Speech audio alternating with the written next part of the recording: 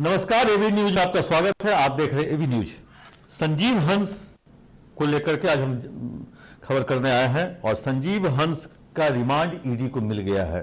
PMLA court ने 7 दिन के रिमांड दिया है ईडी को और कहे जो एक तरह से जो ईडी की तरफ से बार बार डिमांड किया जा रहा था, जो संजीव हंस का रिमांड दिया जाए, 14 दिन की मांग की जा रही थी, लेकिन 7 दिन का ही रिमांड मिला है और 7 दिन के रिमांड पर अब कल से शुरू होगा और 7 दिन के रिमांड पर अब संजीव हंस जाएंगे ईडी के दफ्तर। वहां उनसे पूछताछ होगी और तरह तरह की जानकारियां भी ली जाएंगी। हो सकता है कई तरह की जानकारी अब संजीव हंस ईडी को दे, क्योंकि वो अपने कार्यकाल के दौरान बिहार में कई वर्षों तक रहे और कई सारे विभागों में उन्होंने काम किया। वैसी स्थिति में कहें जो जिन जिन विभाग में उनके द्वारा जो कॉन्ट्रैक्टर या उनके द्वारा जिनको भी काम दिया गया, चाहे बिजली हो, पुल हो, चाहे लघु जल संसाधन हो, तो वैसे विभागों की जानकारी अब ईडी उनसे लेगी।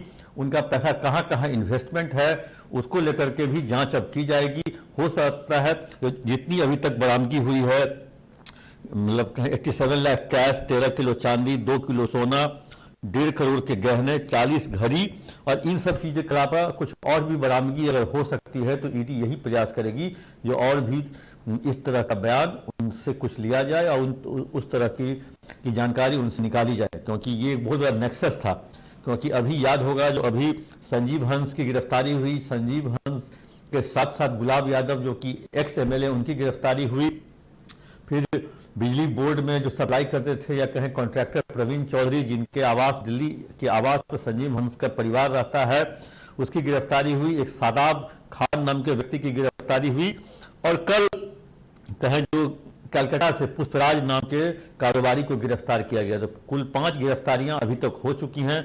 वैसे ईडी के रिपोर्ट के आधार पर बिहार सरकार के जो विशेष निगरानी इकाई है उन्होंने भी एफआईआर दर्ज किया है और उसमें 13 लोगों को एक्यूज बनाया गया, जिसमें इनकी पत्नी भी हैं, साले भी हैं, ससुर भी हैं। और जिस कंस्ट्रक्शन कंपनी को इन्होंने बिहार में पुल बनाने का काम दिया था, उस कंस्ट्रक्शन कंपनी के जो कहें एमडी सुरेश सिंगला भी हैं। तो एक तरह से कहें जो ये अगर कंस्ट्रक्शन कंपनी के अगर कोई एमडी अगर गिरफ्तार होता है मनी लॉन्ड्रिंग केस में, ईडी के केस में, लेन देन के केस में, तो इसका मतलब उस पूरे विभाग के पिछले 15 वर्षों का लेखा जोखा भी जांच करने का विषय बनता है। इतना ही नहीं, ऐसे कई सारे विभाग जो हैं जो पिछले 15 वर्षों या 16 वर्षों में केवल उन्हीं विभाग में कल काम हुआ, कंस्ट्रक्शन का काम हुआ या जिस भी सेक्टर में, उन सारे विभाग अब आ गए हैं संदेह के घेरे में। सभी विभाग के मुखिया पर क्वेश्चन मार्क चिन्ह लग जाएगा या लग गया है, क्योंकि अब तरह तरह की लोग बातें करने लगे हैं। क्योंकि एक याद होगा बहुत साल पहले एक बात हुई थी एस्टीमेट घोटाला, विपक्ष ने खूब हल्ला किया था। एस्टीमेट घोटाला था जो अगर इस पेन की कीमत अगर आंकनी है तो 5 रुपये, लेकिन हम पहले से ही इसको 7 रुपया करके हम अगर इसको प्रोड्यूस करें तो इसका एस्टीमेट 5 की जगह 7 हो जाएगा।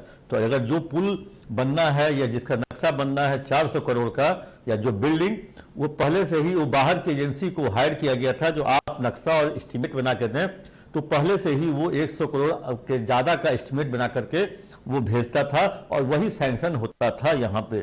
तो उस स्थिति में बहुत सारे मतलब कहें जो पिछले 18 वर्षों में नो डाउट काम तो हुआ, सब कुछ बना, बिजली, पानी, सड़क, पुल, पुलिया, लॉ एंड ऑर्डर, सब कुछ हुआ।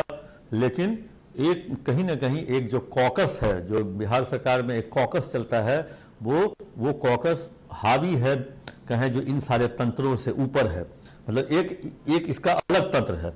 अब हम बात कर रहे थे संजीव हंस की। संजीव हंस अब ईडी के रडार पे तो थे ही, ईडी ने गिरफ्तार भी कर लिया और कहें जो ईडी ने आज उनका रिमांड भी ले लिया है।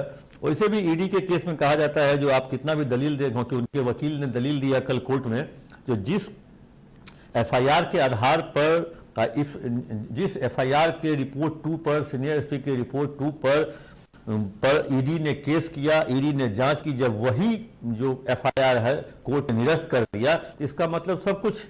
लेकिन वकील साहब ये नहीं समझा पाए जो 2 किलो सोना, 87 लाख कैश, 1.5 करोड़ के जेवरात, 13 किलो चांदी, 95 करोड़ का रिसोर्ट, मर्सिडीज कार, इन सब का ब्यौरा वकील साहब ने कोर्ट में नहीं पेश किया।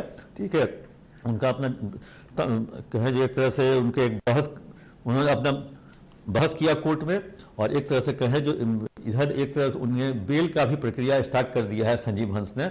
और संजीव हंस के बेल के प्रक्रिया से पहले ईडी चाहती थी जो उनको संजीव हंस रिमांड पर मिल जाए, जो आज मिल गया, क्योंकि ये बहस तो पहले हुई थी और पीएमएलए कोर्ट ने इसको इस कहें जो ऑर्डर को रिजर्व रखा था, जो आज मिलने वाला था। आज सेकंड हाफ में ऑर्डर मिला है, तो अब 7 दिन के रिमांड पर संजीव हंस ईडी के दफ्तर रहेंगे। अब रोज ईडी का वहां पे कहें जो एक तरह से ईडी के अधिकारियों की ओर से पूछताछ होगी, और ईडी के अधिकारी उनको 7 दिन तक अपने साथ रखेंगे, घुमाएंगे। हो सकता है संजीव हंस कुछ बयान भी दे दें।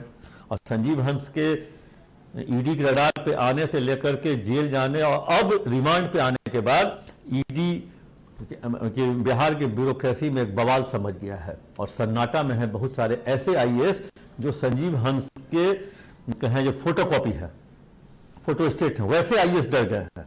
जो फोटो स्टेट नहीं है वो अभी आराम से नौकरी कर रहे हैं, ड्यूटी कर रहे हैं, आराम से 9:30 बजे सचिवालय पहुंच रहे हैं। लेकिन जो व्यक्ति, जो ब्यूरोक्रेट्स जो संजीव हंस के फोटो स्टेट है, उस टाइप के लोग अभी डरे हुए, सहमे हुए हैं कि संजीव हंस क्या मुंह खोल लेंगे ईडी के सामने, क्या बता देंगे। इस सब के कहे जो बहुतों को नींद नहीं आ रही होगी, इस 7 दिन तक नींद नहीं आएगी। तो इन सब चीजों को लेकर के हम संजीव हंस के रिमांड के बारे में जानकारी आप तक दे रहे थे।